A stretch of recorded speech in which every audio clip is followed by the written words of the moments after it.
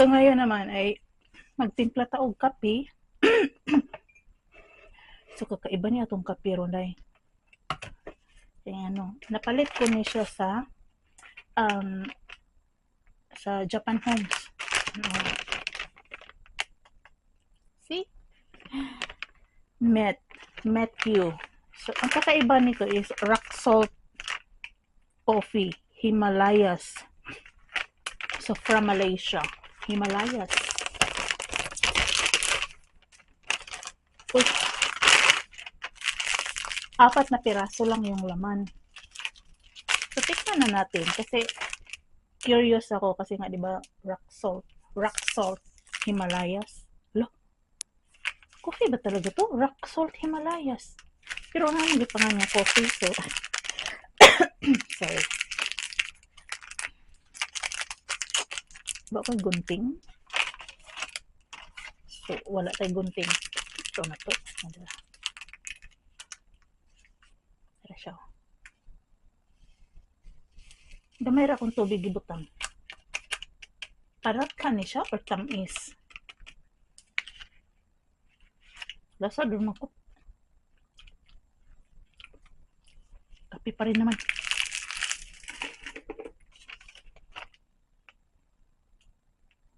$150 ml hot water. So tama-tama lang yung aking water. Kalahati lang nito. Iyan ang color niya. Parang 3-in-1 ang color niya. Wala akong nalasahan na alat. Matamis pa rin siya. Kasi nakabutang dire. Energy, protein, fat, saturated fat. Uy. Then, siya total carbohydrates. Grabe yung carb niya dahil 79 grams. Then, siya sugar. Naman, di gihapon siya sugar. Na siya sugar na na 52 grams. Then, siya dietary fiber 2 grams ra. Na siya sodium. Taas yan sodium dahil 150 milligrams. Anong gingalan ni siya og rock salt?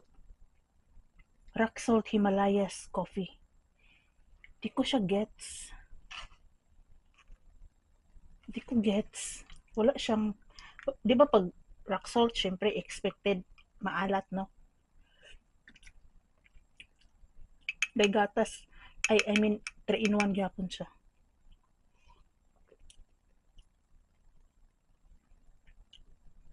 Lami pa ang Old Town.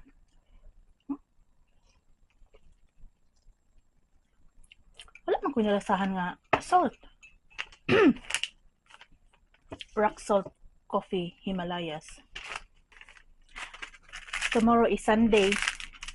Patilaw ko na ako ninilabi kung sa ilang maingon ani. Upat ra ka buksod sa kadako sa plastic. So, yun lang.